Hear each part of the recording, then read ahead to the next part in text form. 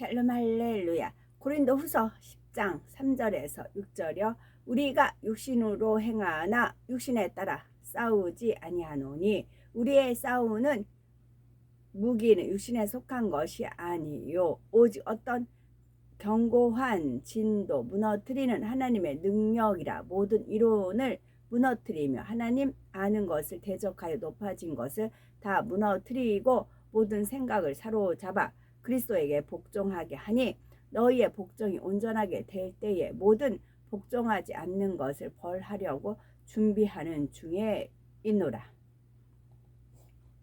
육신의 생각입니다.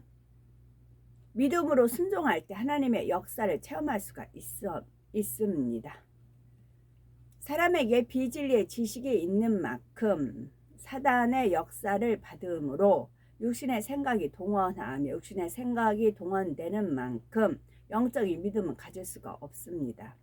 이처럼 영적인 믿음이 없으면 하나님께서 자기 생각에 맞지 않는 것을 명하실 때 순종할 수가 없으며 하나님의 역사를 체험할 수도 없지요. 만일 하나님께서 어떤 일을 이루리라고 약속하셨다 해도 사람 편에서 육신의 생각을 가지고 불순종한다면 약속의 열매를 얻을 수가 없다는 사실을 알아야 합니다. 예를 들어 이스라엘 백성들이 출애굽할 때에 하나님께서는 모세에게 백성들을 인도하여 애굽으로 떠나라고 명하시며 젖과 꿀이 흐르는 가나안 땅으로 들어가게 하시겠다고 약속을 주셨습니다. 하나님께서 말씀을 주셨으면 말씀을 그대로 믿는 믿음 가운데 순종하며 하나님의 인도를 쫓아가게 됩니다. 믿으면 순종할 수가 있고 믿음으로 나가면 하나님의 말씀대로 반드시 이루어지기 때문입니다. 그러나 출애굽한 이스라엘 백성들 1세대는 어떻게 행했습니까? 현실 속에 어려움이 닥칠 때마다 육신의 생각을 동원함으로 순종하지 못하고 오히려 원망 불평하며 하나님의 사람 모세를 대적함으로 결국 가나안 땅에 들어가지 못했습니다. 대적하는 자는 사탄이라 했습니다. 사탄이라는 말을 풀면은 대적자랍니다. 대적자. 누굴 대적하겠어요? 하나님을 대적하겠죠. 직접 하나님을 대적 못하면 하나님의 형상을 쫓아 만든 하나님의 사람들을 대적을 하겠지요. 그래서 7년 환란 때 적그리스도 이제 그 세력들이 이제 통합을 해야 되잖아요. 그러면 이 사람이 이제 믿음이 있어서 강하게 버티고 있어. 그러면은 누구를 갖다가 그 앞에서 고문을 해요? 가족, 아기나 아내나 뭐 그런 가족들을 데려다 그 앞에서 고문을 하죠. 그럼 차라리 자기가 고문을 받으면 좋겠는데 자기가 사랑하는 가족이 고문을 받으니까 항복을 하죠. 특히 일제시대 때 그 고문했었던 그것이 주로 그랬다고 하잖아요. 그런 식으로 원수마귀 사단 루시퍼도 하나님을 안 되니까 하나님 형상을 닮은 하나님을 믿는 사람들을 대적을 하는 것입니다. 반면에 출애굽 2세대 그래서 정과 욕심을 십자가에 못 박으면 벗어날 수가 있다고요. 왜? 그 영혼을 하나님께 맡기니까. 그냥 무관심하고 내팽겨치는 게 아니고 그 영혼을 하나님께 맡기는 믿음이 있기 때문에 하나님을 믿기 때문에 그래요. 하나님을 믿기 때문에. 그래서 그 정에서 다 꼬꾸라져 넘어지는 겁니다.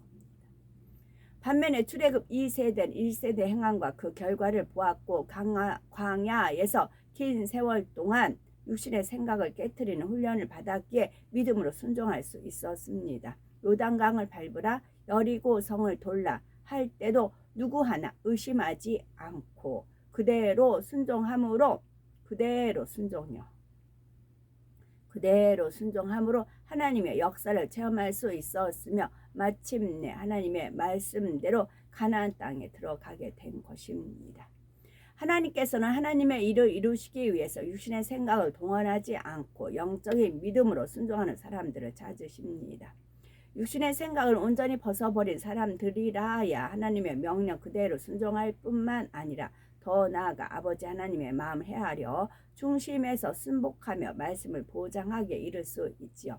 비유를 들어서 한 나라에 여러 왕자가 있는데 그 중에 맏아들이 왕위를 이어받게 되었다고 합시다. 그런데 어느 날 아버지인 왕이 막내 왕자는 아직 어리지만 참으로 훌륭한 왕의 자질을 타고났기에 막내가 새 왕이 되었으면 좋겠다라는 말씀을 전해 듣게 되었습니다.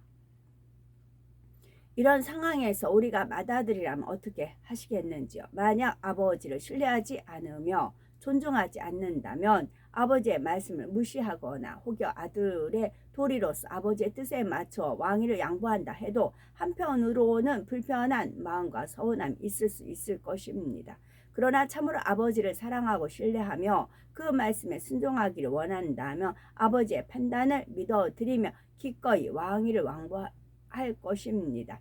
또한 막내가 얼마나 잘하나 두고 보자 하고 지켜보는 것이 아니라 자신이 가진 장점으로서 어찌하든 막내의 부족함을 채워주므로 그가 훌륭한 왕이 될 수 있도록 도와줄 것입니다. 참으로 아버지를 신뢰하며 사랑하기 어떻게 하면 온전히 순종하여 그 말씀을 보장하여 드릴 수 있는가 하는 생각만 떠오르는 것이지요. 우리가 신앙생활 할 때도 마찬가지입니다. 하나님께서 어떤 말씀을 하실 때 때로는 전혀 불가능한 것 같은 일을 명하시는 경우가 있습니다. 이때 육신의 생각이 있으면 왜 순종할 수 없는가를 떠올리게 되고 이런 생각을 가지고는 비록 순종한다 해도 그저 겉모양 뿐이지요.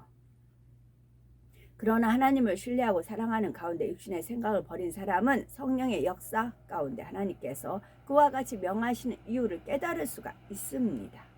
이렇게 성령의 역사를 받으면 어찌해야 온전히 순종하여 그 뜻을 이루어 드릴 수 있는지 방법론까지 지혜와 명철 가운데 깨우침을 받을 수 있으므로 온전한 순종의 열매를 내놓을 수가 있는 것입니다. 이같이 육신의 생각을 벗어버리고 온전한 순종에 이를 때 하나님께서는 참으로 기뻐하시며 하나님의 나라를 크게 이루기 위한 도구로 쓰실 수 있다는 사실을 우리는 명심해야 되겠습니다. 그 입다의 딸 같은 경우도 막 아버지한테 땡깡 놓고 어찌하여 나를 막 그러고 막 도망가고 또 잡고 그런 난리를 치면 그 상황이 어떻게 됐겠어요. 근데 아버지를 사랑하는 마음 또 이제 하나님을 경외하는 마음도 있었겠지요. 그래서 그런 모든 상황을 알고는 순종을 하죠. 대신 한 가지 부탁을 하잖아요. 그 마음이 하나님 보시기에 얼마나 예뻤겠어요. 그러면 하나님께서 그에 따르는 상급을 주시겠죠. 근데 그 상급이 어마어마한 집에다가 삐걱번쩍한 그 옷에다가 면류관에다가 뭐 수많은 천사에다가 그렇게 주어진다 해서 입다의 딸이 만족할까요? 그게 아니었겠죠. 가장 적당한 것, 가장 그 입다의 딸한테 정말 누구도 진짜 하나님만이 하실 수 있는, 하나님만이 정말 하나님만이 하실 수 있는 일을 이 딸 아이한테 선물로 주시는 것입니다. 그런 감동을 우리는 천국 가면 알게 됩니다. 천국 가면 그 감동은 어마어마합니다. 그 감동은 입다 이제 제가 이제 입다 딸만 비유를 들었지만 그렇지 않아요. 또 역시 그 엘리사한테 나만 장군 했던 그 이제 그 인도했던 그 소녀 있죠. 그 소녀에게도 역시 마찬가지이고요. 그래서 하나님은 진짜 하나님의 사랑 그 깊이는 헤아릴 수가 없어요. 헤아릴 수가 없답니다. 그래서 정말 영광 돌릴 수밖에 없고 그냥 하나님을 믿고 순종해 하시면 돼요. 하나님을 믿고 입다의 딸 같이. 내가 입다리의 딸이었으면 어찌했을까? 내가 동정녀 마리아였으면 어찌했을까? 동정녀 마리아가 어떻게 됐어요? 계집종이 다 말씀대로 이루어지다 고백을 하고 모든 말을 다 마음에 담아 새겼잖아요. 어떤 일이 있어도 다 마리아는 그 마음을 새겼잖아요. 그런 순수한 그런 아름다운 순종의 마음을 하나님이 기뻐하시고 더 좋은 상급을 어떻게 하면 줄까 궁구하신다고요. 그리고 그 뜻을 베푸신다고요. 그래서 천국에 가면 우리가 성경 66권을 다 누구나 한 번씩은 읽어요. 그 말씀 설교 말씀을 통해서 어느 정도 다 알아요. 달달달은 못하더라도 호다 이따 딸 하면 딱 나오는 게 있어요. 또 삼손 하면 딱 나오는 것들이 있어요. 그 뒷이야기, 비하인드 스토리죠. 그 뒷이야기가 어마어마합니다. 어마어마해요. 그 뒷이야기. 눈물 없이는, 감동 없이는 될 수 없다. 그런 말 하지요. 그와 같아요. 하나님 사랑이 그래요. 하나님 사랑이 그렇습니다. 그래서 우리가 육신의 생각을 벗어버리고, 육신의 생각은 하나님과 원수가 된다고 했어요. 하나님의 원수는 대적자 사단입니다. 온전한 순종을 이룰 때 하나님께서는 참으로 기뻐하시며 하나님의 나라를 크게 이루기 위한 도구로 또 쓰시는 것입니다. 육신의 생각을 벗어버리려면, 그러면 우리가 육신의 생각을 벗어버리려면 어떻게 해야 하면 될까요? 첫 번째는 모든 죄와 악을 벗어버리고 영으로 들어와야 됩니다. 두 번째는 자신의 생각을 항상 영의 생각으로 채워나가야 합니다. 그러니까 저 같은 경우도 선에는 지혜로고 악에는 미련한 자가 되라, 이 말씀이 있어서 악은 아예 접하지 않았다니까요. 그래서 악한 사람도, 그리고 나서 이제 37세 이후에는 그 악을 공부를 시키셨죠.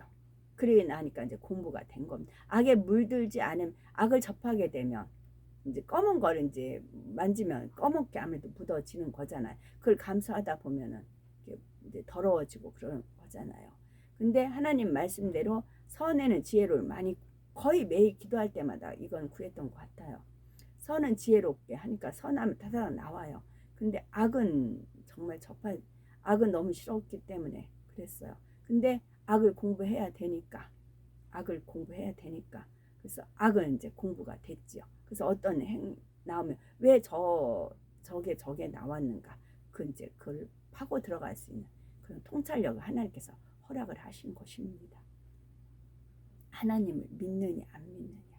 하나님을 정말 전폭적으로 믿으면, 내가 만약 하나님을 정말 믿으면 하나님 어떻게 명하셔도 받들어 섬겨진다니까, 순종한다니까요.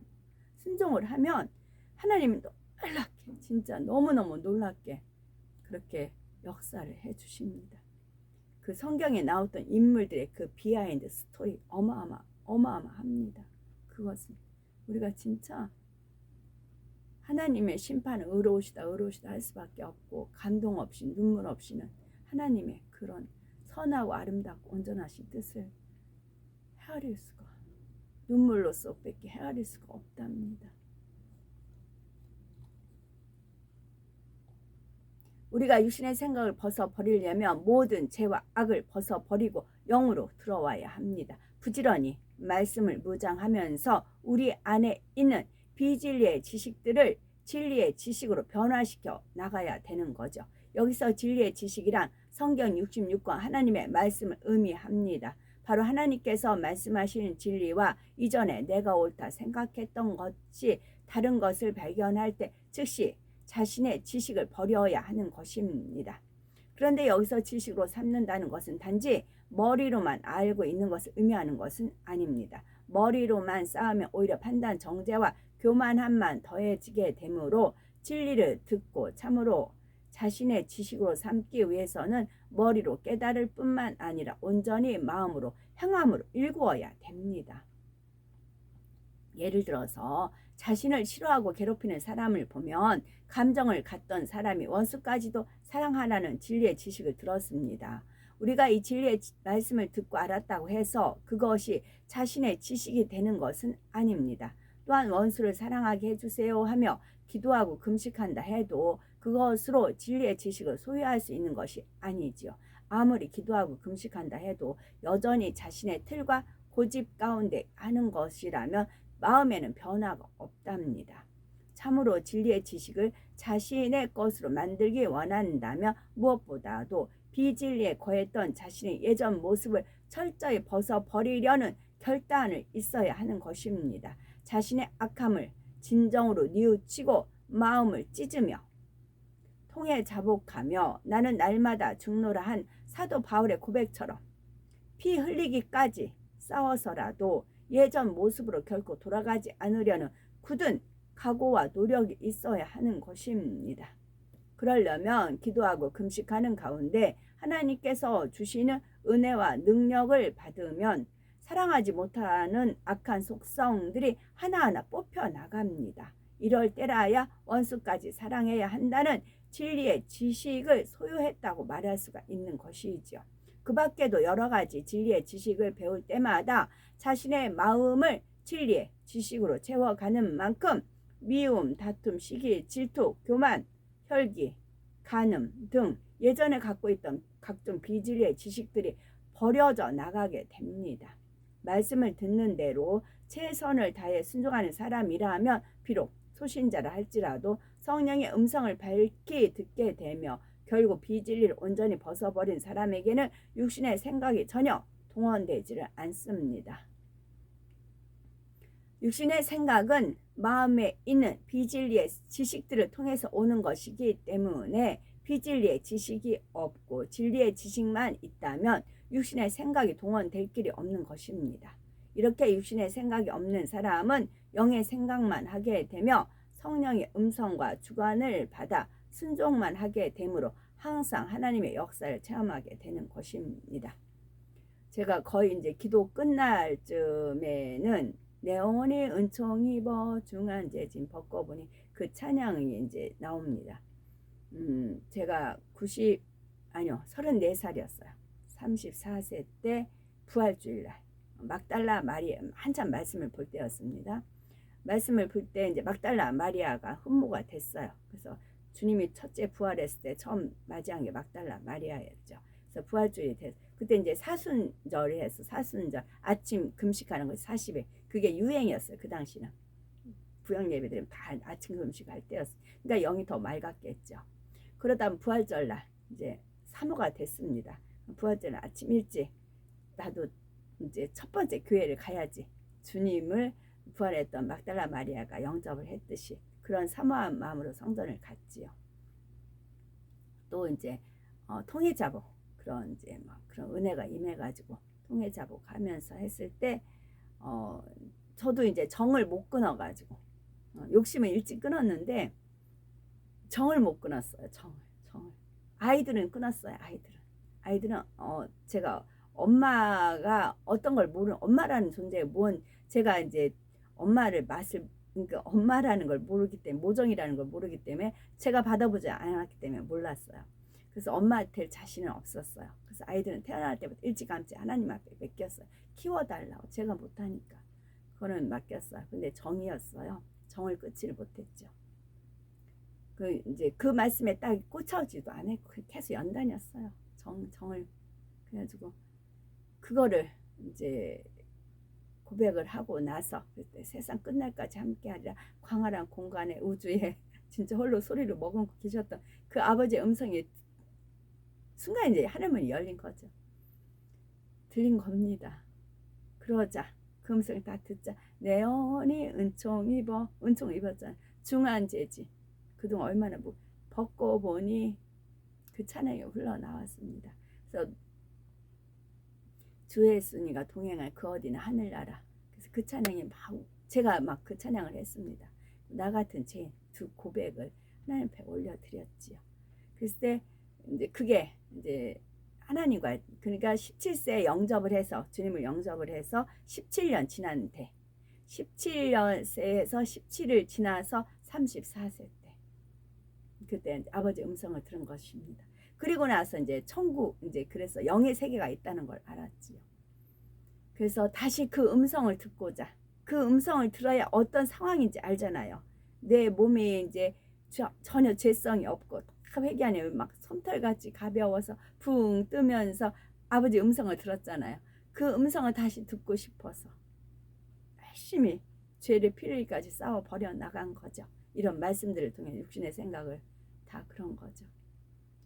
그리고 나서는 3년 그리고 37세 아버지 영이 그 다음부터는 이제 동행 3이었으니까 그랬어요. 어제 또 찬양 이제 기도 방언기도 하고 났을 때 아버지도 저도 그러니까 이제 제 입장에서도 이제 그렇지만 아버지도 마찬가지예요. 아버지도 우리가 올렸던 그 사랑 있죠. 그것을 아버지도 잊지 않고 보유하고 계세요. 그것을 우리한테 주시는 겁니다. 그래서 저 같은 경우는 아버지가 이제 마음이 읽어지니까 전달해 주시니까 방언 방언하고 나서 아버지가 그때 그 찬양, 네가 올렸던 그 찬양 다시 들려주겠느냐 그러시는 겁니다. 아버지도 나의 살던 고향은 꽃피는 산골.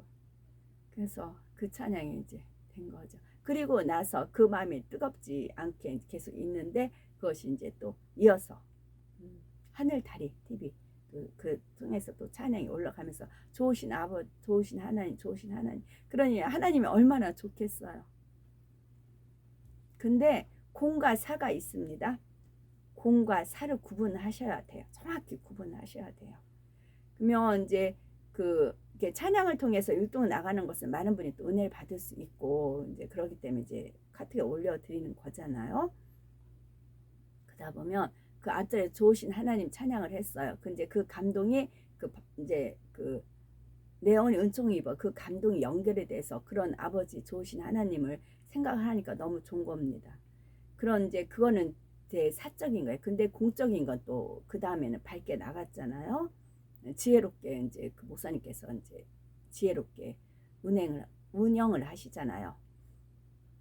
그러다 보면 내가 상대는 밝게 하는데 내 감정이 나는 그게 아니라고 해서 그렇게 하면 안 되는 거죠. 그거는 내 사적인 거예요. 그러나 공적인 건 해야죠. 그래서 그 표정이 분명히 얼굴은 울상인데 우는 건데 몸 동작은 아니잖아요. 그게 아니라고요. 공과 사를 구분할 줄 알아야 된다고요. 정확히 공은 공, 사는 사 그거를 구분할 줄 알으셔야 돼요. 그래서 그와 같은 이제 저도 어제 자면서 이제 보다가 잤는데 공과 사 구분이 되어지는 것입니다. 공은 공, 사는 사 구분하셔야 돼요.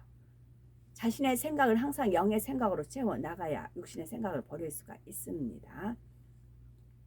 사람들을 대하거나 어떤 일을 보고 들을 때에 자기 입장 속에서 생각하며 비진리 가운데 판단 정죄하는 것이 아니라 항상 진리로 대응하려고 노력해야 하지요. 어떤 말을 들을 때나 사람을 대할 때 내가 선으로 사랑으로 진실함으로 대했는가 끊임없이 스스로를 돌아보아 변화되어야 하는 것입니다.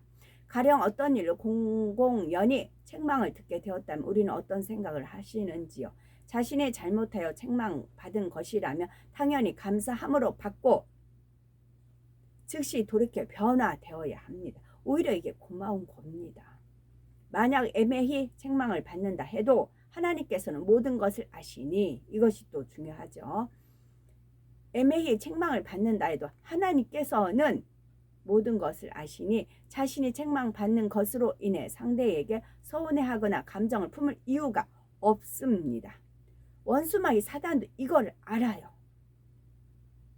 그러니까 상대에 대해서 서운해하거나 감정을 품게 자꾸 부채질을 하는 것입니다. 너 서운하지? 너 감정이 잃지? 막 그러면서 부채질을 하는 것입니다. 거기서 우리가 휘말려 들어가면 안 됩니다. 감사함으로 받으며 그리고 책망받는 모든 것이 빛으로 나온다 되어 있는 말씀도 있지요. 감사함으로 받으며 하나님 앞에 모든 것을 맡기면 혹여 오해가 있었다 해도 풀어지게 될 것이고 어떤 해를 입었다 해도 축복으로 바뀔 것이니 마음에 평안과 기쁨만 있는 것입니다.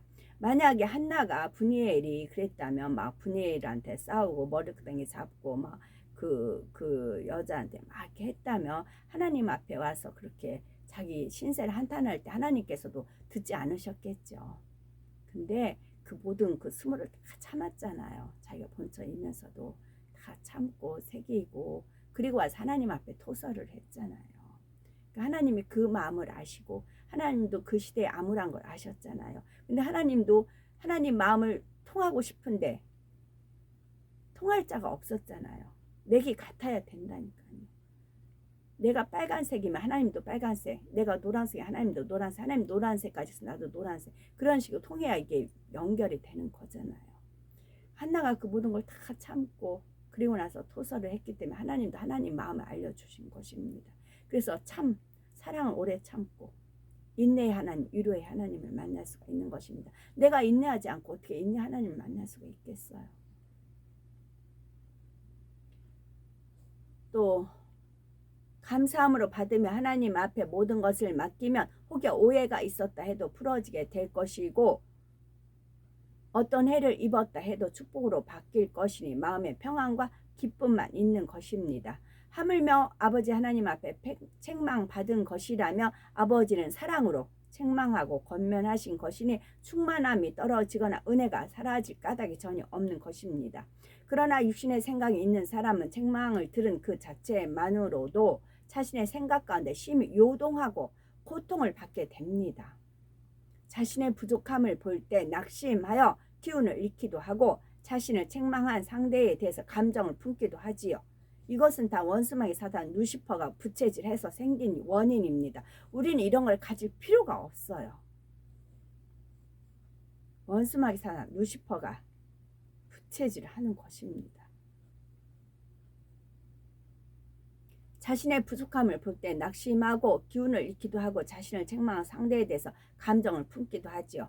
우리 가운데 혹 이런 비진리의 생각이 있다면 즉시 영의 생각으로 바꾸셔야 됩니다. 그래서 기뻐하고 감사하며 긍정적인 생각만 함으로 육신의 생각이 우리 안에 발붙일 곳이 없도록 만들어야 합니다. 이렇게 누구를 만나거나 무엇을 할 때 오직 진리의 생각으로만 내 자신을 채워나갈 때 육신의 생각들이 다 사라지고 마음 깊은 곳에서 솟아나는 청아한 성령의 음성을 접하게 됩니다. 하나님의 나라에서는 누가 먼저 주를 믿었는가, 누가 더 말씀을 많이 알며 직분이 높았는가, 이런 게 중요한 것이 아닙니다. 얼마나 마음에 할례하여 성결되었으며 얼마나 영으로 들어왔는가, 이것이 하나님 앞에서 인정받고 일꾼으로 쓰임받는 척도가 되는 것입니다. 따라서 철저히 죄와 악을 벗어버리고 육신의 생각을 홀이라도 남김없이 깨트려 버림으로 더 이상 육신에 속한 사람이 아니라 영에 속한 성령의 사람으로 거듭나야 되겠습니다. 그리하여 장차 하나님께서 내가 누구를 보내며 누가 우리를 위하여 갈고 하실 때 주여 내가 여기 있나이다 나를 보내소서 고백하며 전 세계 곳곳에 보내심을 받아 권능으로 불같은 성령의 역사를 나타내는 우리가 되셔야 되겠습니다. 사랑의 하나님을 믿어야 됩니다. 자, 삼손이요. 자, 삼손 우리도 우연은 없어요. 다 하나님에 의해서 이끌어 갑니다. 자, 삼손이 쭉쭉쭉 인생이 갔어요. 눈이 이제 멀었어요. 그랬을 때 삼손이 마지막 소원을 하나님 앞에 이제 구하잖아요. 그래서 기둥을 해서 자기가 같이 죽는 걸로 끝을 냅니다. 그러면 마지막 회개를 했어요. 그럼 하나님께서 어떤 걸 예비하실까요? 삼손한테 역시 마찬가지 삼손한테 의리의리 번쩍한 뭐 집이라든가 의상이라든가 뭐 보석이라든가 면류관 그런 걸 준다고 삼손이 만족을 할까요? 삼손은 소경이 눈뜨기 원하나이다 주님한테 고백을 했듯이 삼손은 뭐예요? 눈이 멀었잖아요. 그러면 아름다운 눈을 주려고 하나님 예비를 하셨다고요. 그래서 천국에 갔을 때 눈이 너무 본인 눈이 다른 분보다 특별하게 아름답거든요. 그 눈이. 그랬을 때에 삼손은 그 기쁨, 그 감사가 영원하다고요. 이런 물질적인 거는 그렇잖아요. 영원하다고요. 그런 식으로 우리가 하나님을 믿어 드려야 돼요. 하나님을 믿어 드려야 돼요. 그럴 때 모든 것을 이기고 승리할 수가 있고 영광 돌릴 수가 있는 것입니다. 원수마귀 사단, 루시퍼 사단은 대적자라니까 어떻게든 하나님을 믿지 못하게 하려고 한다고요. 하나님의 그 사랑을 우리는 하나님의 사랑을 믿어야 됩니다. 믿어 드려야 돼요. 믿어 드려야 돼요. 그랬을 때 하나님께서도 나를 믿는 거 하나님 믿어 얼마나 믿기를 원하시겠어요. 믿어 드릴 때 하나님도 그 믿음을 보시고 기뻐하셔서 우리와 함께 동행해 주시는 것입니다.